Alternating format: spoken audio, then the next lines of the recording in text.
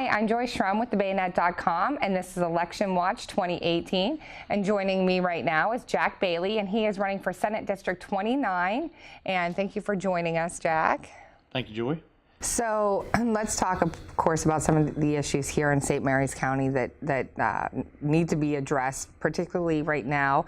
Again, between you and your opponent is the loss of funding for the third building at the Higher Ed Center in St. Mary's County, right outside of the airport. That was a big loss for this county, and there's been a lot of finger pointing about who's to blame for losing that funding.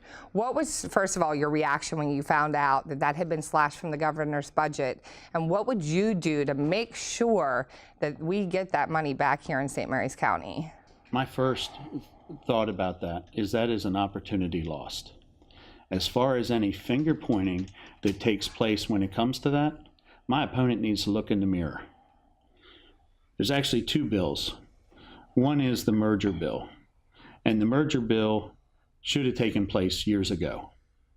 That merger bill is a loss for us, and as you well know, he's taking credit right now for getting it put back in. It should have been done before. But the fact that it got removed and put back in this year, it was supposed to take effect July 1 of 2018. Right. It doesn't. It takes effect March of 2019. When we're talking about technology, technology is evolving. We are behind the curve. That's the whole reason we wanted to get started with this. We need to move forward. The fact of the bill, and I have the emails that shows that he was asleep at the switch when it came to supporting the higher education center in the third building. We should have been shovel ready and working on that building in 2 months from now, but we're not. And he says, oh, it's funded. The governor promised to fund it. You know, in the way it works, there is no money available. Yes, is it definitely a priority for the governor? Yes, it is. Is it a priority for me? Yes. We're going to have that same fight. The difference is what I say that I'm going to do, I'm going to fight for it. And we're going to bring that building home. And I'm going to work with the governor to assure us that we get that. So do you think that it's all on your opponent, or do you think just the delegation as a whole in St. Mary's County just didn't do enough to push and make sure that we were going to get this money? Joy, I do have only the emails from my opponent. And I have the emails where they were asking him. And I do believe that the buck stops with him. Okay. I've talked to other members of the delegation. They all were in favor. And his last email does reference the fact that even though it's lost in the Senate, it could come back in the House. And I know that was Delegate Jerry Clark that was working for it. Some people out there are calling you a lapdog for the governor. What do you have to say about that?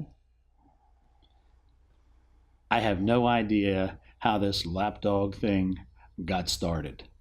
As a police officer for 30 years, I've done some of the biggest cases that have ever been prosecuted, conservation-oriented, in the United States. I doubt very few of those corporations or those people that I've incarcerated would consider me a lapdog. What would you say to the folks out there who are talking about the governor's endorsement of you essentially being a ploy in a vendetta against WA because the governor is upset with WA for voting against him on several bills recently? Well, I'd say that, let's face it, the Republicans are outnumbered in Annapolis. And Republicans need to stand together. They need to stand together for the Change Maryland agenda. And in standing together, right, we support the governor when it comes to a bill. And I think the first one was the bill that made our schools, colleges, less safe. And my opponent, clearly the only person to vote against it, right? Why would you do that, right? That does not make sense. Why would you ignore the fact for your constituents in St. Mary's County that the governor puts $28 million in for the third building and you ignore your job and you don't do it, right? That they are all examples of why the governor is endorsing me. And I'm proud to say that I want to be a full-time senator. I don't have another job that will keep me busy so I miss deadlines and I miss talking to constituents. I want to be there to help everyone full-time. All right, well, Jack, is there anything else you would like to tell the voters? We're down to the last few weeks here before the primary. Absolutely. So I, Jack Bailey, and I want to be available, approachable, and committed to each and every one of you. I will have an office right here for you so that you don't have to go to a coffee shop and discuss things with your senator, right, that are personal and private.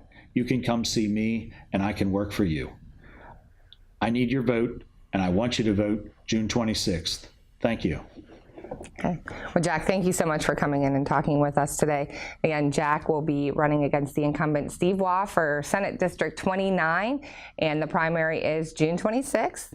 And please make sure you are registered to vote, and please make sure you get out to the polls. Of course, if you have any questions for any of the candidates that you would like us to ask, please email us at elections@thebayonet.com. Thanks for joining us.